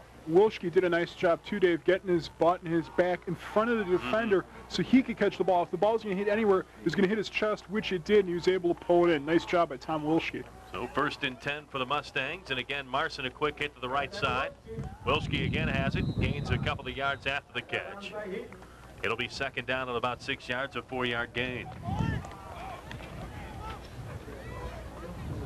Boy, what a boost this would be for Evergreen Park to not only regain the lead, but to score while they are going into the wind. They set it up. They set themselves up so that they would have the wind at their backs in the fourth quarter. But they would love to get on the board right here. Marson takes the snap, handoff to Cecilwitz, tries to get around the right side, breaks one tackle. Now takes about 4 defenders with him across the 45, across the 50 to about the 47-yard line. And we've got another injured Yorkville player down on the field. And I think that's Potschweit, and if that is, Yorkville can ill afford to lose him for any extended period of time. It is Potschweit. So Potschweit getting his knee looked at right now as the Yorkville staff out to take a look at him. He has been a guy, as we just mentioned a couple of moments ago, that has been doing it on both sides of the football and hobbles off under his own power. He'll probably be back in a couple of plays.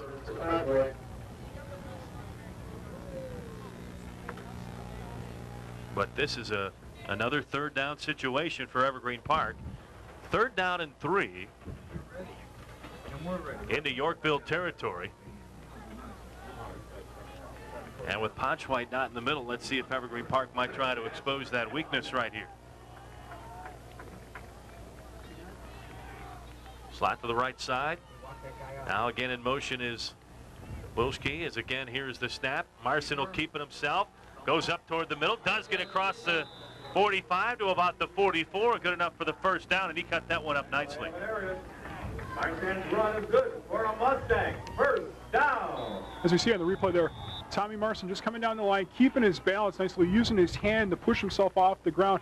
Evergreen Park running the option play, getting 4 yards and a first down. So Marson, a nice job of seeing the hole and moving north and south there, and was able to get that first down. Here's Cecilwitz, gets it across again the 45 to about the 43-yard line, gain of just a yard or 2, and it'll be 2nd down with about 8 yards to go. Potschweit was back in on the play, so again Evergreen Park took advantage of the fact that he wasn't in on the previous play to get that first down, and now he came right back in. A lot of folks from Yorkville making the trip. They are wrapped around the other side of the field. Marson takes the snap, quick hit to Wilschke on the near sideline, gets across the 40 to about the 38-yard line. He's going to be about 4 yards short of the first down, and it'll be 3rd and about 3 or 4 yards to go for the first, as Brett Nelson will run in a play. Just a quick pop pass to Wilschke. We can kind of hear the pop up here. Wilschke lowering his shoulder, and the defensive back there, Gilmore. 8 minutes and counting on what has been a very methodical drive for Evergreen Park, accomplishing a couple of things. Now Marson, here's a pump fake, looks to loft it down the near sideline. Wilschke with the grab, and he did not hold on. He did not hold on. He went up to get it, and then the pop separated him from the football. They're going to call it incomplete.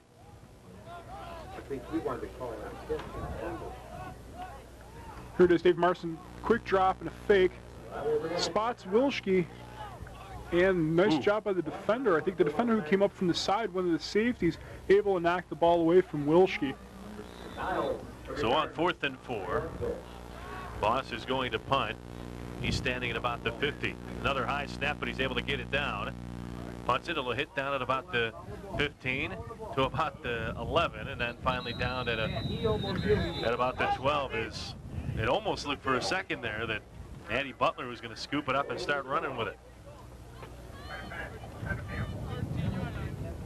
So with 7:40 to go here in the 3rd quarter, 7-7 our score, and Yorkville with the wind at their back now will get their first try of the second half of play.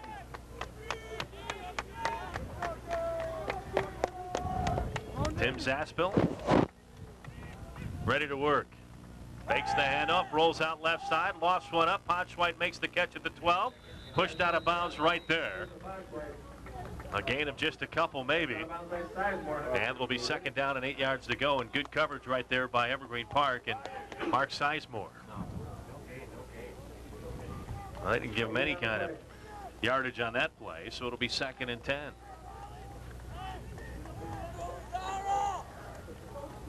High backfield behind Zaspel. He does hand it off. It looks like it. He's indeed to Dan Niles. He gets up the far sideline all the way across the 40 to the 45, and a big run by Dan Niles, and he gets him out of a hole and now puts him in a pretty good field position.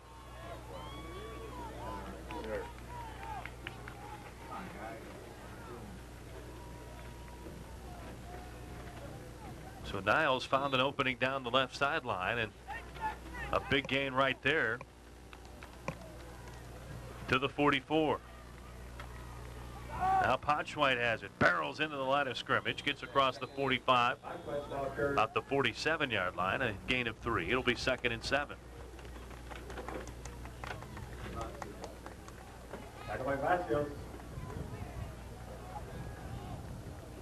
This is where you start to keep an eye on the Evergreen Park lines, and the offensive line and the defensive line. See, the bigger kids are starting to wear them down a little bit.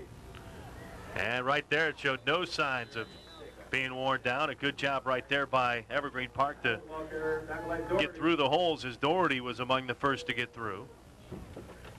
A minimal gain, if that. It's going to be 3rd and 7, and now a good time for Evergreen Park to come up with a stop.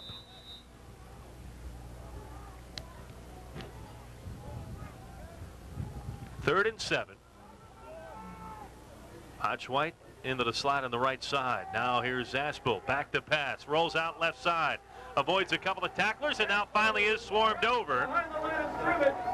A number of Evergreen Park players in there, among others Ryan Doherty again.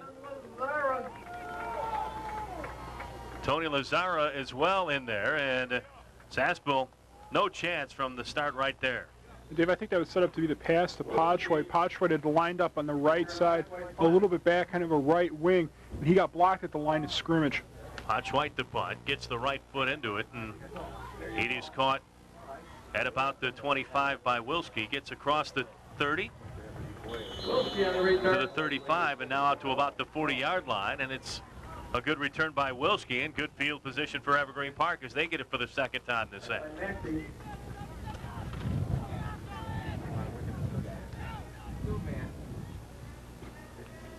So with 5:21 to go, 7-7 our score, and the offense for Evergreen Park trying to get something going for the first time since the first time they touched the football. Larson, the 9 formation behind him. Receiver to the right side. Now he does flip it out to the right side. Wilski has it, gets across the 40. Ripped up by Gilmore. To the 45-yard line, so a gain of about 3 on the play. That quick hit sets up 2nd down at about 7.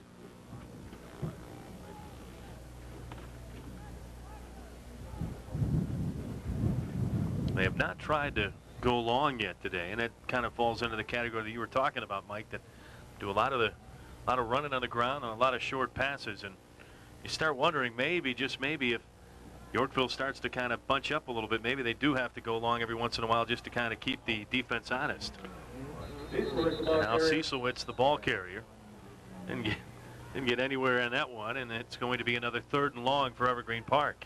Dave, I think that's something Evergreen Park might want to take into consideration in the 4th quarter when they have the wind at their back. I mean, Marston can throw the football, that's not a question, but this way, if he has the wind at his back, that makes it a little easier for him to throw down the field. And I mean, you know, as Yorkville focuses on stopping Cieslewitz and stopping Wilschke on that short little pass, I mean, maybe we could set something up with one of the other receivers where they think, yeah, they're going to go short to Wilschke, and you send another guy down deep, and it's open, and he's got single coverage. And that pump fake worked earlier. It might work again. 3rd down, 8, under 4 minutes to play here in the 3rd quarter. 7-7 our score. Now we got a flag on the play, and I think Evergreen Park might have taken too much time. And it is indeed going to be a delay of game penalty against the Mustangs. A lot of dead ball fouls today for Evergreen Park. So now 3rd and 13.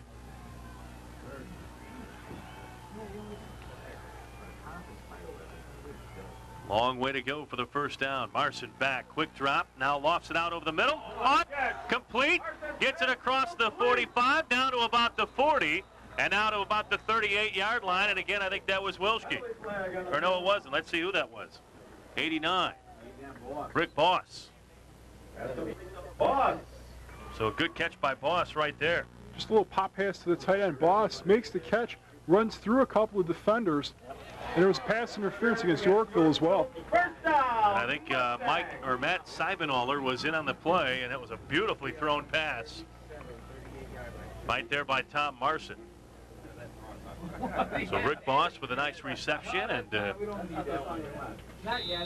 another penalty this time against Yorkville, but it will be declined, and it's 1st and 10 for the Mustangs. 38-yard line of Yorkville. One man in the backfield, and he gets the handoff at Cecilwitz, and he gets back to the line of scrimmage, and that's about it. Potschweit, he's back in on the tackle. And I'm sure that the Mustangs and Brett Nelson were talking about him all week long. You got to keep an eye on him both offensively and defensively, and he has really showed something here this afternoon. Dinged up a couple of times, but has been able to come back. Dave, Yorkville, not one of the schools that we cover, and it's my first chance to see them as a team and Potschweit as an individual, and yeah, I really like what I've seen him on both sides of the ball. Under 3 minutes to go, third quarter.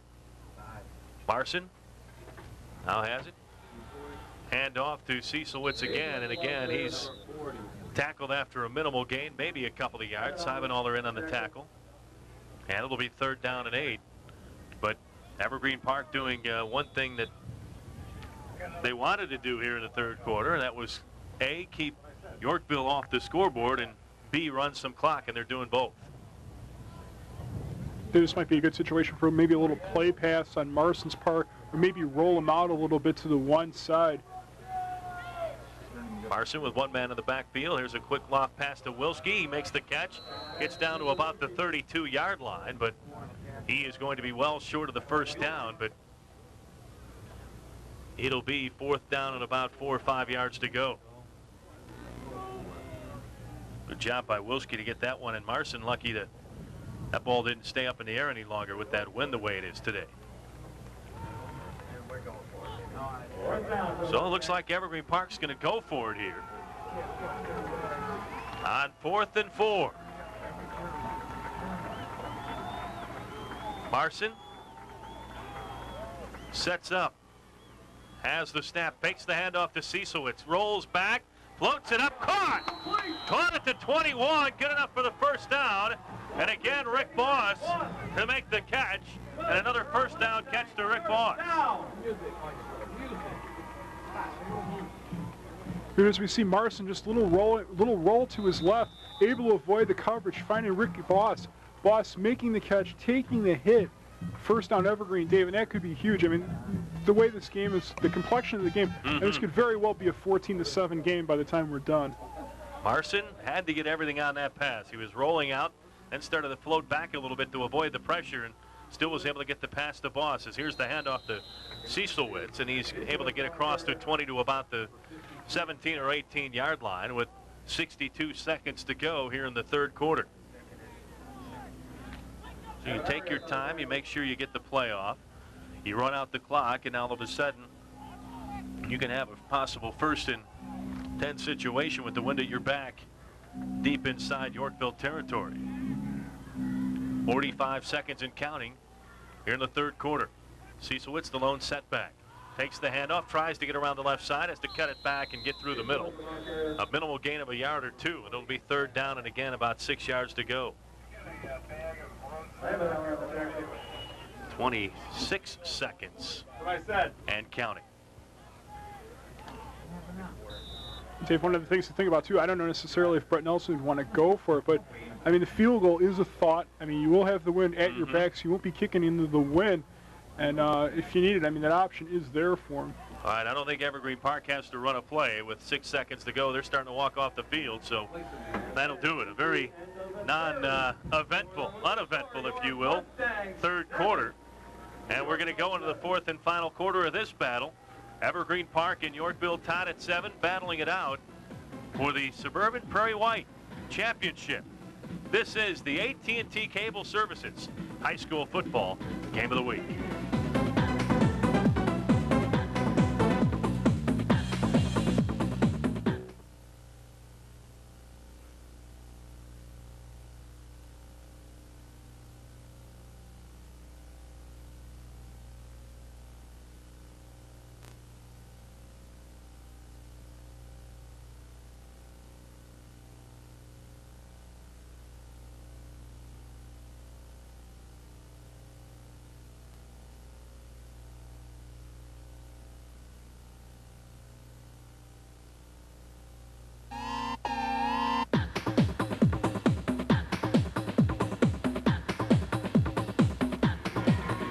Welcome back here to Evergreen Park, Illinois.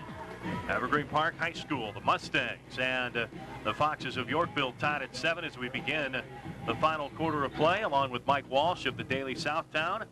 I'm Dave Wills, and we're glad to have you here on this AT&T Cable Services High School Football Game of the Week. And, well, this is what you played for when you suited up back in the middle of August in the 100-degree heat, doing doubles and maybe even triples in some cases, and it's come down to the final 12 minutes to decide the champion of this conference. Marson back to pass, lofts it out over the middle, fighting forward, and touchdown! Touchdown! Raleigh! Touchdown to Pat Raleigh, and again, the defender right on him, and he just outfought him for the football, and Evergreen Park has regained the lead. Here as Marson steps back, it looked like the ball was intercepted or went right through the hands of the defender. And Pat Raleigh, his first catch of the day, his biggest catch perhaps of the year, putting the Mustangs in front. Now the extra point attempt. The kick is up, and it is no good. It is no good, and that could come back to haunt the Mustangs. But Pat Raleigh, the 6'4" junior, able to come up with that touchdown catch, and you get a look at him right there, and it looked as if Chris Heaton of Yorkville might have had his hands on the football first, and Raleigh just took it away from him. So, Evergreen Park with the 6-point lead as they score in the opening moments of this fourth quarter.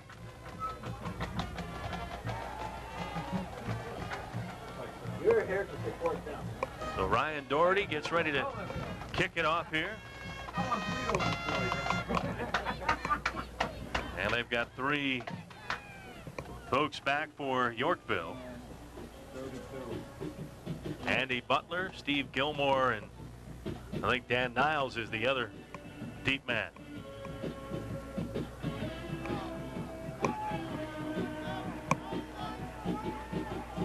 So Doherty ready to go here for Evergreen Park. Tees it up at the 40. And here's the kick, end over end, and this one will go down to about the 5, taken by Butler. Andy Butler to the 15, 20, 25, and out to the 30, 32-yard line before he is gang tackled on the play, brought down by number 50, Andy Thanos, among others, and it'll be 1st and 10 for Yorkville. And now let's see if they've got an answer for the Mustang offensive.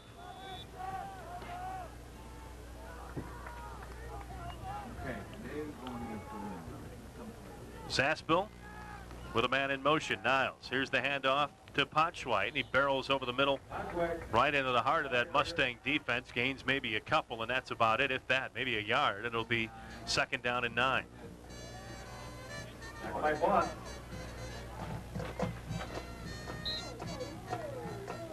The winner of this game is the conference champion. We talked about it earlier.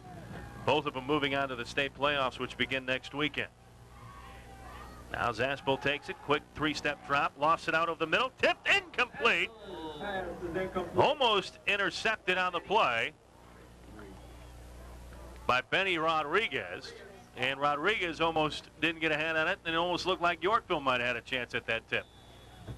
As we see on the replay here, Dave, Zaspel deflected twice and through the hands of Benny Rodriguez. I think another benefit that the team who wins this game is going to, I mean, obviously conference championship is huge, but I think another benefit, Dave, that they might derive from winning today is I think they might get a home game in the first round. I mean, as a conference champion, 8-1. Zaspel rolls out left side, lofts it up down the near sideline, tip and broken up on the play. Nicely done by Mark Sizemore. Sizemore almost tipped it up in the air. It was intended, I think, for Chris Williams, but good defensive play by Sizemore, and Yorkville goes 3 and out. And here's the replay. Ooh. Good job by Sizemore to just barely get a piece of it. Hodge White back to punt into the wind, a low line drive, and this one's going to hit down at about the 40 and taken at the 35. Wilski has it and falls right at the 35. No gain or no return, I should say, but Evergreen Park starting with decent field position. 1st and 10 at their own 35. And 10:51 to play in this football game. Well, 2 things here on the list of things to accomplish for Evergreen Park on this series. Run the clock, and if you get on the board, it makes things all that much tougher for Yorkville, who has only scored once in the first 3+ quarters, to now have to score twice to win the game. Marson's pass on the left, down the left sideline. Wilski has it, gets across the 35 to about the 37-yard line. Gain of about 3, and it'll be 2nd down and 7 yards to go. David, that suits Evergreen Park's offense perfectly. I mean, they're not a big play offense. They're not going to throw downfield or throw 40 or 50 times. I mean, it fits in so perfectly for them. I mean, they love to run the ball between the tackles with Cecil. They love to have Marson, as we just saw in that last play, throw the little short outs. I mean, it all works perfectly for them. I mean, they don't have to deviate from their normal offense to run out the last 10 minutes of the game. Marson barks out the signals, now hands it off to Cecilwitz, gets right into the middle of the line of scrimmage, and he is tackled on the play, and it's going to be a very minimal gain once again, 3rd and 8, and Dan Yoakum in on the tackle for Yorkville. Well, both of these teams, as they do prep for the playoffs, I think have excellent opportunities to win a few games and to, who knows, make that trip to Champaign. Weird to say, isn't it? Yeah, it's a little something different this year. ISU, we've been down there I've been down there at least for the past 6 years covering it, and it'll be kind of cool though. I've never been to Memorial Stadium in Champaign, a historic facility, and I'll get my first chance to be in there. Now we get ready to go. Here's Marson's pass. Oh, it was intended for number 44, Luke Schillo, and he had it. I think he started to take a peek where he was going to go before he looked it into his hands, and it falls incomplete. Here it is. Marson rolls right. Schillo releases and ball right in his hands. And you're exactly right there, Dave. He turned up. He was ready to run before he had the football in his possession. So we got a punt now for Evergreen Park. His boss gets ready to take it. Low snap, bounces in. Good pick. And he gets a huge punt off. This will hit at the 15, roll to the 5, and into the end zone. A 63-yard punt. A net of 43. That's still pretty good. I'll say this. Rick Boss has shown that he can pick it. Made a couple of nice catches as a receiver. Took the short hop right there. And I don't know if the Evergreen Park baseball coach is watching, but if you need help on that left side of the infield, he might be all right. Maybe Ron Schuler should be watching. I was going to say, I think Mike Caruso and Greg Norton could take a few tips from Boss. But I think that's one thing Evergreen Park will work on this week in practice is the long snaps on the punts. It's been a little bit adventurous. There hasn't been a clean one yet. Boss. No. 9:16 to play in the game, or in regulation, if you will. Zaspel on the option. Gets it back to, I think that was Dan Niles, and he had nowhere to go. Niles has had a couple of big runs today, but he had nowhere to go there and may have lost a yard or two. 2nd down, 11. Ball on 19 of Yorkville. They need to put something together here. Time is running out on them.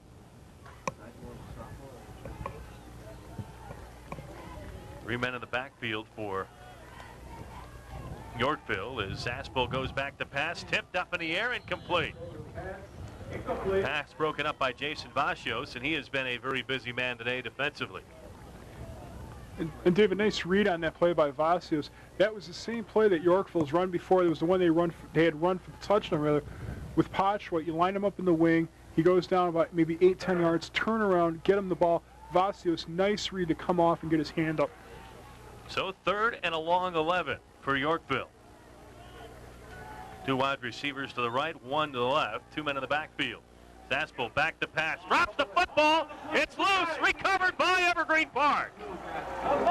Vasios, we just talked about him being a busy man defensively, and he comes up with a loose football, and Evergreen Park is in a great position right now.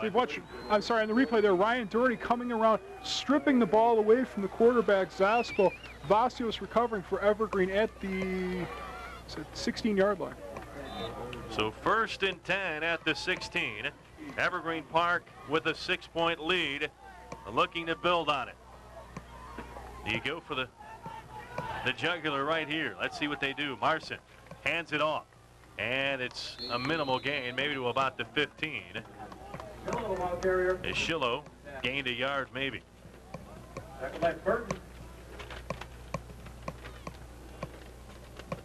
So 2nd down and 9. 8 minutes to play here in the 4th quarter. Brett Nelson trying to get the right personnel in on this 2nd and 9 from the 15. Wilski comes to the near sideline. He's the lone wide receiver as there are 3 men in the backfield. Now Marson hands it off. Here's Shillo again inside the 5. Touchdown, I think. Yes, indeed. A 15-yard touchdown run for Luke Shillo, and Evergreen Park has built their lead to 19-7. Here's Dave Shillo on a little counter play going right up the right tackle, right guard hole into the end zone for a touchdown. And the Evergreen Park fans, I think, he finally sensed that the conference championship is within their grasp. Doherty for the extra point. The kick is up, and this one is good. And it is 20-7. Evergreen Park with the lead over Yorkville. Well, you got to give credit to the Evergreen Park linemen today. They have been battling all afternoon long. They got the job done in the first series we talked about. And you had wondered whether or not the fact that Yorkville just a little bigger than this Evergreen Park team, and you thought maybe they'd start wearing them down. But they talk about a lot of things that you can't measure and you can't judge the size of. And I think you got to give a lot of credit to the heart of those folks on that offensive line of Evergreen Park, because they really have played a heck of a football game on both sides of the football. Okay, who got that? Yeah. And Dave, again, that's just typical of an Evergreen Park team. I mean, never fancy. I mean, they're never gonna do anything. You're just gonna be like, ooh, wow, you know, I've never seen that before. But I mean, just what they do. I mean, they just execute. I mean, Brett Nelson had a game plan for him on the defense. They followed that. He had a game plan for him on the offense. They followed that, and they're up 20-7. Well, you don't have to be fancy to be good. No. 35 feet. And let's see now if Evergreen Park can pin Yorkville deep into their own territory. Here's the kick. And again, it's a line drive to be taken at about the 12-yard line by Gilmore. Gilmore gets across the 25 to about the 30, and he's finally tripped up at the 31-yard line. And I think in on the play was number 40, Katchke. I think one of the tacklers. Matt Williams may have been the other. So 1st and 10 from the 31 for Yorkville. And they need to put something together here. Zaspel hands it off. Potchwhite has it, tackled right at the line of scrimmage and may have lost a yard. Jason Vasios into the tackle, among others, and I think if you're going to give out a defensive MVP for Evergreen Park, Vasios might have to be right at the top of the list. Wait for breaking the action. Okay. 7 minutes to go. Zaspel back to pass, sets up, throws near sideline, tip, almost intercepted, and broken up. It falls incomplete. Sizemore right there again. So it'll be 3rd and long for Yorkville, and time and their chances are running out. Announcing the winning ticket momentarily.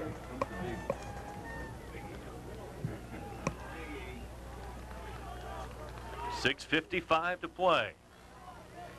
2 wide receivers to the near sideline. Here's the handoff in the backfield to Niles. Niles gets around one tackler, gets down the far sideline, has the first down and more, across to about midfield, and finally tackled at about the 48-yard line.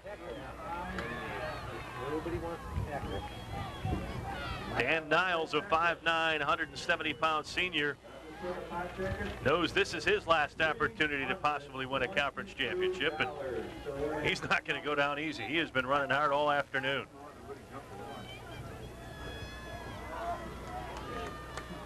High formation again behind Zaspel. Back to pass. Deep drop. Now drops it off to Potschweit on a little screen play, and it was slow developing, and I think Evergreen Park had enough defenders right there that even Potschweit couldn't get around him.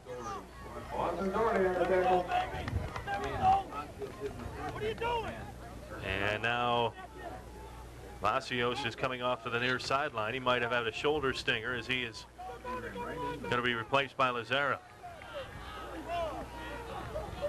They're going to take a look at Jason Vasios. And here again, Zaspel back to pass, floats one up, and caught on the near sideline by Matt Gillette. Goes out of bounds at about the 36-yard line. And Yorkville going without a huddle as they're going to try and put something together here with under 6 minutes to play.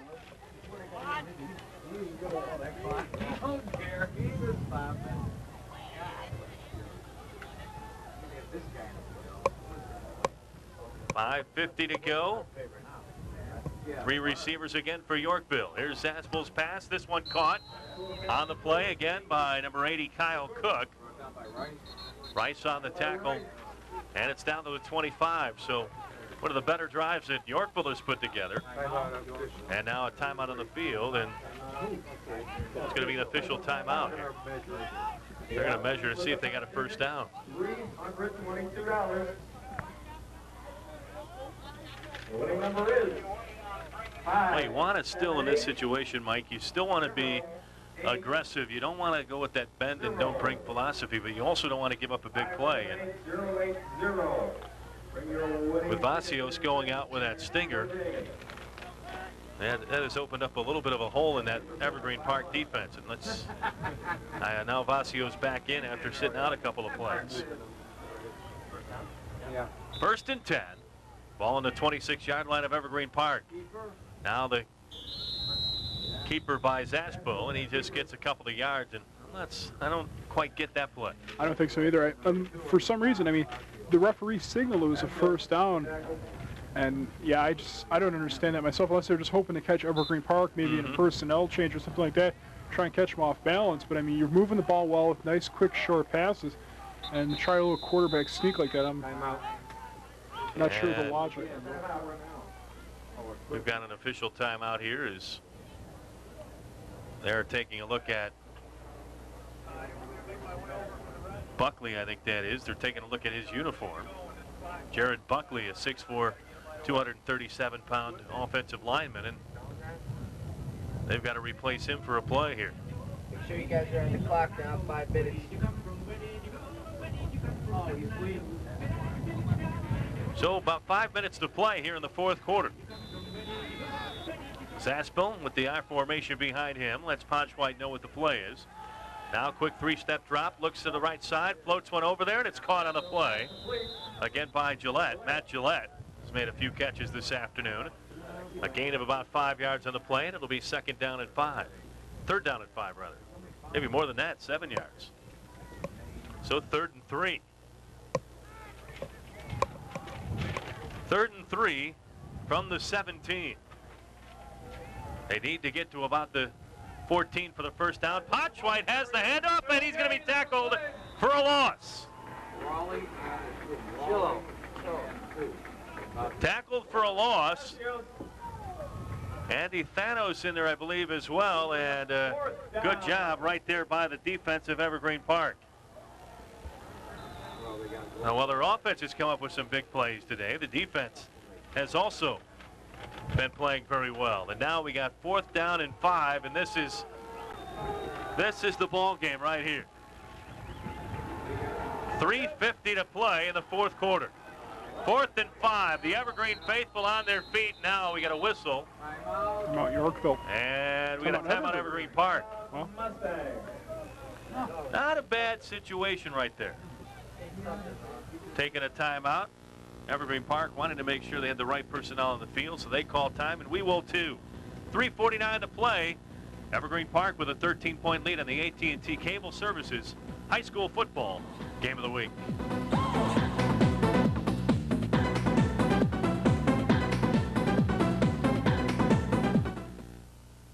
Do you want more from TCI? I do too. That means when you tell us what you want, we listen. Then we get to work. So, you want more from our cable company? You got it. I'm Colleen Abdullah. The merger with AT&T has changed our name, but we're still here. Same place, same phone number. Call